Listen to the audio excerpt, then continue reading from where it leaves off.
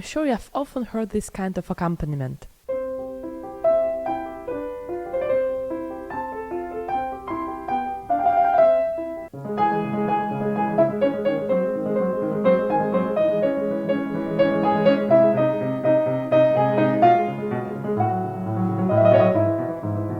It is called Alberti bass.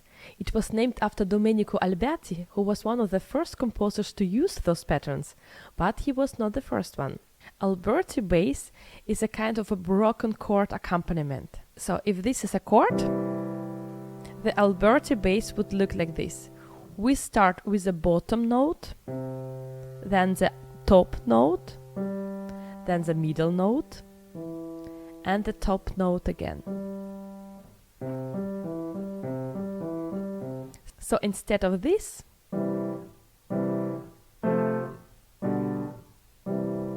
we would have this. This kind of accompaniment is often used in a classical music.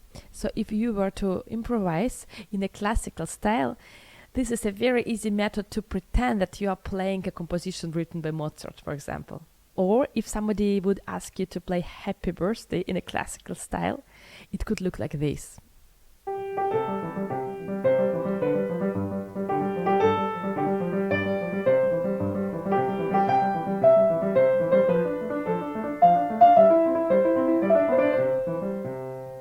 Instead of just playing the chords like this.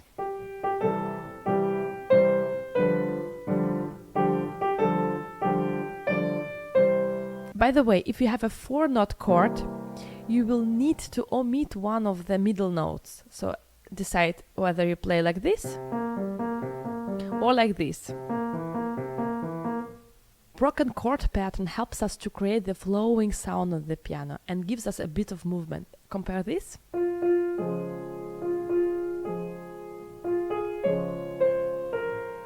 To this version.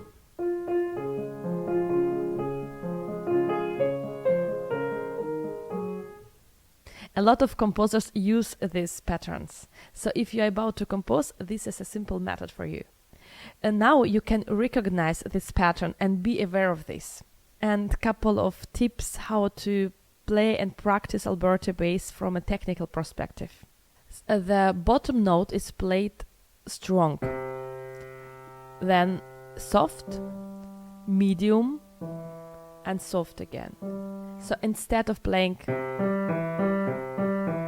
them all equally loud, we try to do it in a different way.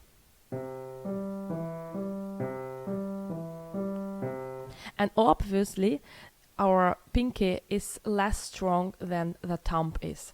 So we try to give more energy when we start playing this broken chord. And then a suggestion is that you lift your hand so it's not entire thumb that comes to the key, but just the upper part of this. And then if you lift your hand a little bit, it's also easier for the middle finger to play the middle note.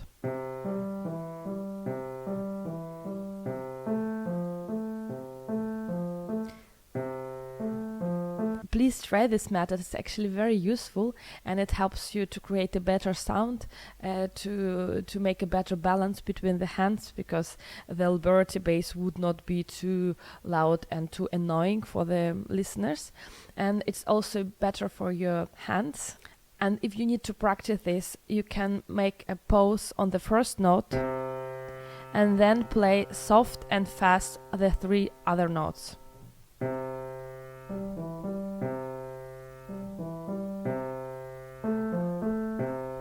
It will help your pinky to be stronger.